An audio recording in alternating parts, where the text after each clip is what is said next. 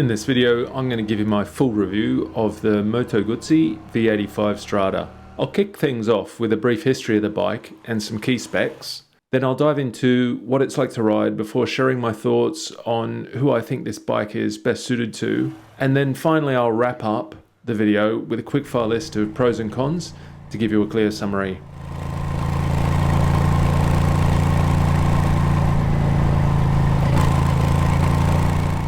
Alright, some history now. So the V85 TT was first introduced in 2019 as Moto Guzzi's mid-sized adventure bike. The TT in the name means Tutto Terreno, which translates to all-terrain in English. The Moto Guzzi press release for the V85 says that they have revolutionized an increasingly standardized market, creating a new segment, presenting itself as the first iconic adventure bike, combining stylistic references to the golden age of motorcycle adventure with the content and functionality of a modern travel enduro. Practical, essential, and lightweight, the V85 TT was created to excite even before you get in the saddle, and is dedicated to all those who aspire to a motorcycle that conveys the spirit of adventure, even on everyday journeys. Okay, so fast forward now to the V85 Strada. It was introduced in 2024 for the first time and is the road-going model in the V85 lineup.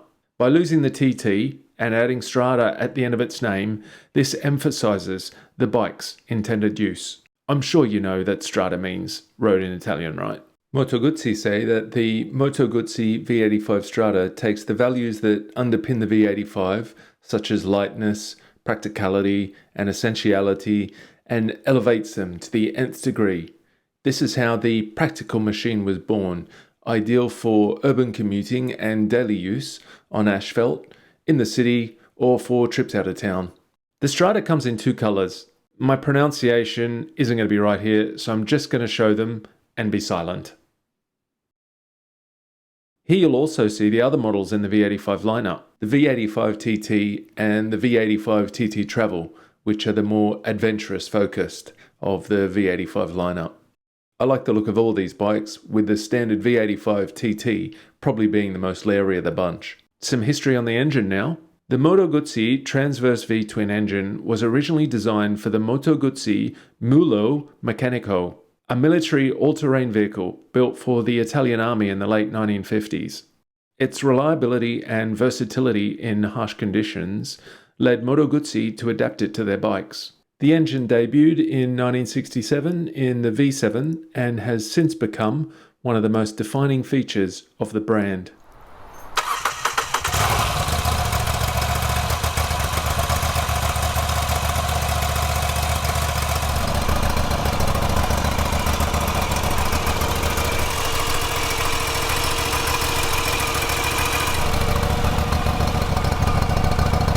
Of course, the engine in the V85 Strada isn't the one used in the Mulo Meccanico, but it's an evolution of that engine, and it's what so many people love about the Moto Guzzi brand. Some technical detail on the engine now. It's an air-cooled, transverse 853cc V-twin. The engine only uses 2 valves per cylinder, and they are operated by push rods.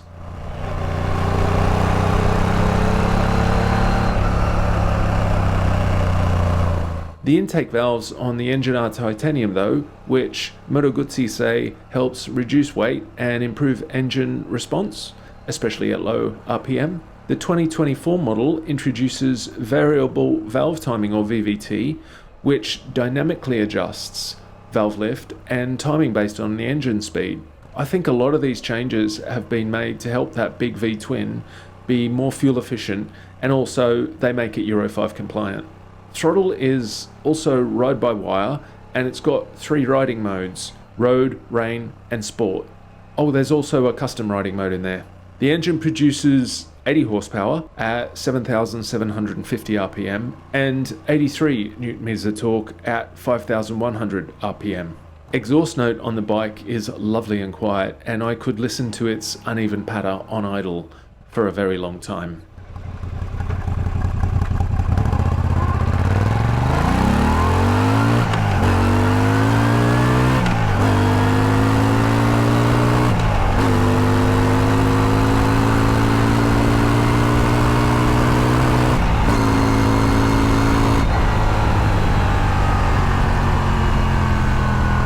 The catalytic converter on the bike is fairly exposed, but they are on most bikes these days.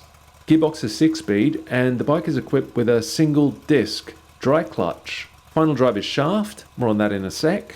The dry clutch system is known for its simplicity and ease of maintenance, as it operates without the need for an oil bath, reducing potential contamination and wear. This setup contributes to the bike's distinctive mechanical feel, and it aligns it with its classic character.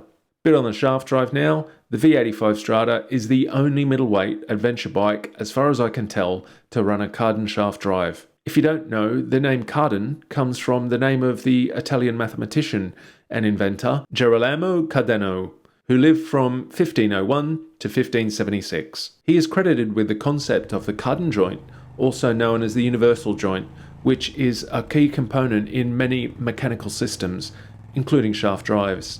Shaft drives are lower maintenance than chain drives and provide smoother power. The trade-off here is that they weigh more. Power loss between the engine and the back wheel with a chain drive system is around 1 to 3%, compared to, say, 10 to 15% on a shaft drive.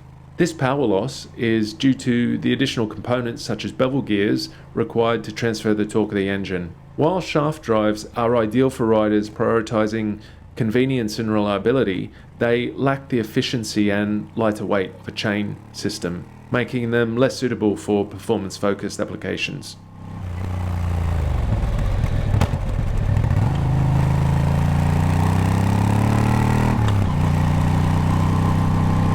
If you like Moto Guzzis, we've also produced another video on our channel that's really popular, and it's called Moto Guzzi V7 Old vs New, where we take the 1972 V7 Sport and compare it to its modern V7 equivalent.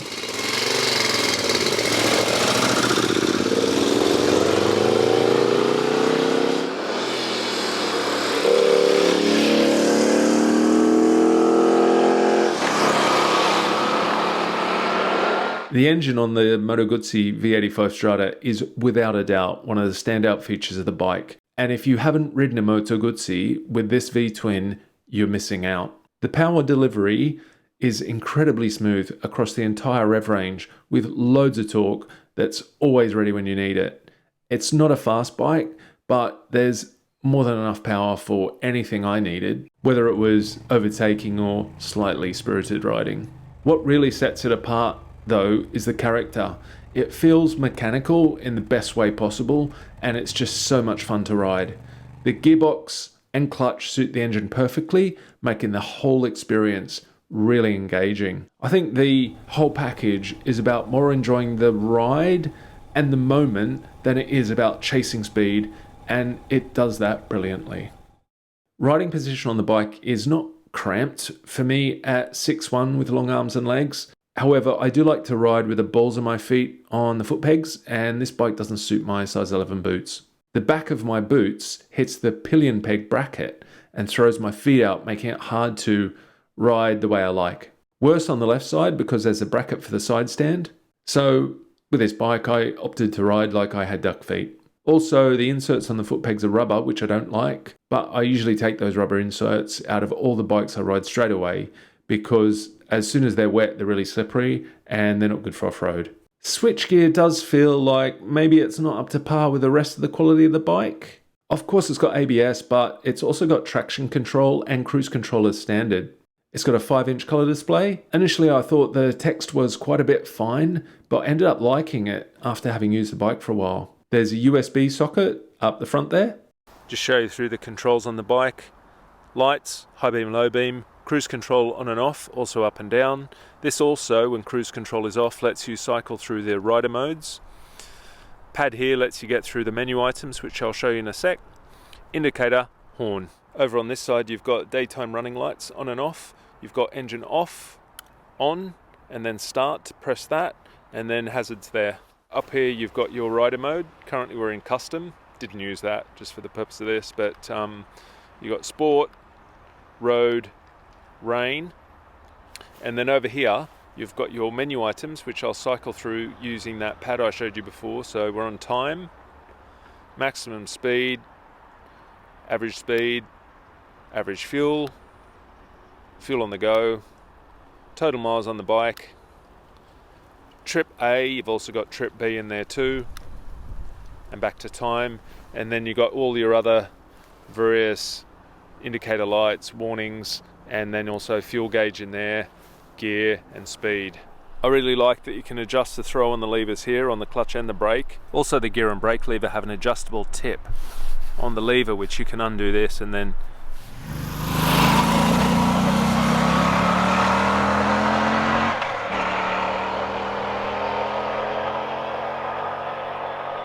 lights are all LED, and there's a Flying Eagle daylight running light up the front. Wheels are cast aluminium, front is 19-inch and rear is 17. Tyres are Dunlop Trailmax Meridian. The front wheel has a mudguard close to the wheel there, which I think is a really nice touch. Front brake is Brembo and the rear brake is made by Moto Guzzi. Front brake has two 4-piston calipers and two 320mm discs, and the back has one 2-piston caliper and the disc is 260mm. The frame is made from high-strength tubular steel and the engine is a stress member. Seat height is 830mm. The wet weight of the bike is 226 kilograms. The Strada weighs about 4 kilograms less than the V85 TT because of its cast wheels and strip back style. Tank is 23 litres, so that's about 250 miles per tank, which is impressive. Under the seat, very well laid out. Minimal toolkit, and it's just really the tools to adjust the suspension preload on the rear and a couple of Allen keys. But that case is nice. Windscreen is adjustable by 5 positions and has movement up and down of 70mm. Front and rear suspension has 170mm of travel and both have preload and rebound adjustment. There isn't compression damping on the front or back, but I felt the standard compression damping suited the bike. Front forks are upside down and have a 41mm diameter, and the rear shock is a cantilever design with no linkage. Some say it might not work as well, but I prefer it over linkage because there's less to service. I've heard some people nitpick that it looks a little bit off balance with the exhaust on the other side, but I quite like its style. When I set up this bike, I used the Slacker suspension tool to help me get just the right amount of sag front and rear. This is the first time I've used the tool and I'm really impressed with how easy it was to get going and do.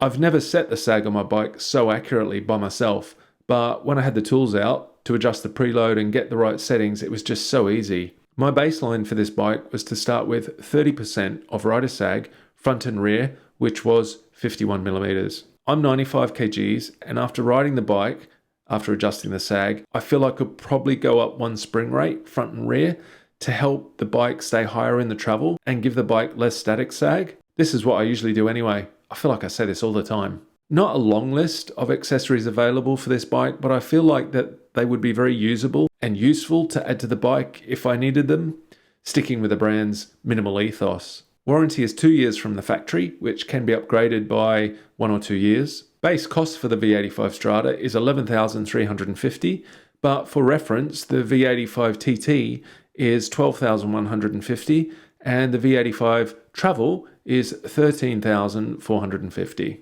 Alright, on to how it rides. I did a variety of riding on the V85 Strada from motorway to B roads and tight country roads. Obviously Moto Guzzi are pitching this as their road-going adventure bike with a V85 range, and I think it does what it intends to do very well. Worth saying here that I ride a lot of adventure bikes and actually own a Yamaha Tenere World Raid. After I jumped on that, after riding the V85 for a week, the Tenere felt like a big dirt bike and made the V85 feel like a very practical trail bike.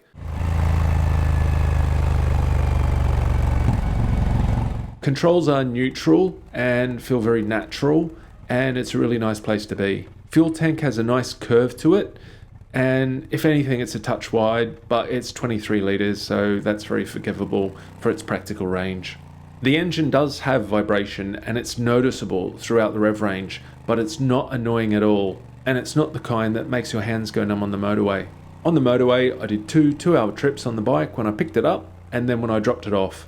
And it was actually a really nice place to be. And I really enjoyed being reminded of the big V-twin that was underneath me as I was riding along. I used all of the rider modes, but I mainly stuck to road because it suited the way I like to ride.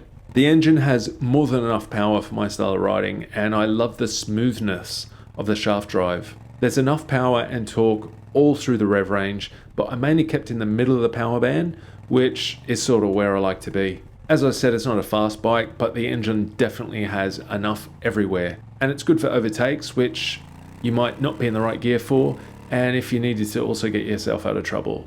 The airbox is under the seat, and there's a lovely induction sound that can be heard as you're riding along, and that complements the soft exhaust note really well. Almost the middle of winter here, so didn't really notice if there was any heat at all from the engine. While I had the bike, it told me that I was getting just over 50 miles per gallon. Clutch is very light, and the gearbox is not clunky, but mechanical, and has a nice feel. Took me some time to get my head around how all the controls worked, but once I read the manual on the bike and fiddled around a bit, it was fine. Seat is very comfortable, and at no point did I get a sore bum, even on my long motorway trips. Usually, after about 45 minutes, I need to get off a bike if a seat's bad. Suspension is good, and a real bonus is it can adjust the preload on the bike, front and rear. It doesn't have compression damping, but once I'd adjusted the rebound on the forks and shocks, it felt good for its intended use. I also like the simplicity of the shock and that it doesn't have a linkage. Tyres are good for the road, and I didn't lose traction or slip once, and they're not loud on the motorway. Brakes are great, excellent feel, modulation and power when you need it. ABS kicked in once or twice while I had the bike. That's probably more of an insight to how I ride though. The bike turns well. It's not fast, but the weight's down low and it doesn't have a problem changing direction. It suited my smooth and flowy riding style. At slow speed, the bike didn't feel heavy, and it has an excellent turning circle. In fact, one of the best out of any of the bikes I've ridden recently.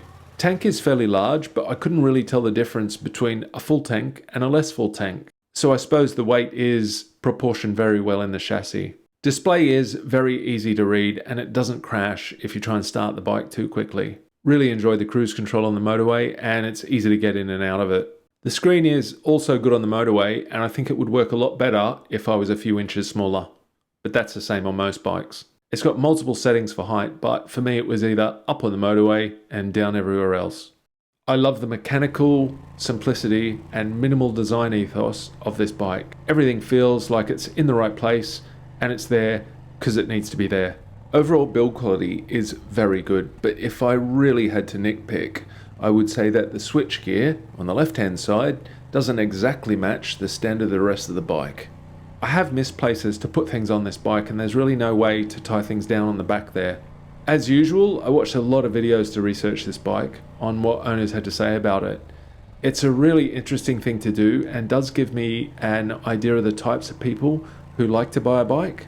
Overall, the owners who have this bike have very good things to say about it.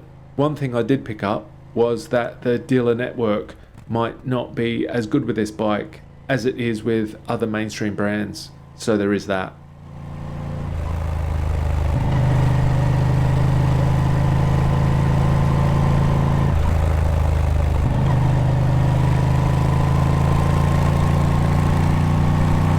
Okay, so who's it for? So this bike isn't a fast bike, and I think it would suit someone who is attracted to mechanical simplicity and a minimal retro design ethos.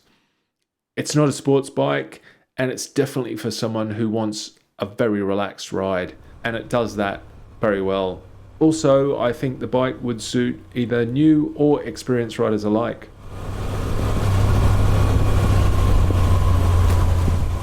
So I've really enjoyed my time with the Moto Guzzi V85 Strada. The more I look and learn about these bikes, the more I'm just falling for their overall simplicity and minimal design and practicality. I wasn't expecting to like this bike so much, but it has actually won me over, and I'm now keen to ride all the other bikes in Moto Guzzi's current range. Having said that, I wouldn't buy this bike because it doesn't have a lot of the things that I would want on this type of bike. I'd definitely go with the V85 TT Travel because it seems to have everything I would want for this type of bike, including racks, panniers, off-road mode, spoke tubeless wheels, heated grips, sump guard, hand guards, etc. Okay, last bit. Here's my pros for the bike. Rich Moto Guzzi heritage, lovely looking bike with minimal practical design ethos, sweet characterful engine, single plate clutch, cart and shaft drive, quiet exhaust, no linkage rear shock with adjustable suspension, high quality brakes, excellent turning circle, adjustable screen, comfortable seat, and solid build quality. And finally cons, switchgear quality on the left hand side lets the whole package down just a touch, pillion peg brackets that don't suit my size 11 boots, lack of tie down points for luggage, and the dealer network.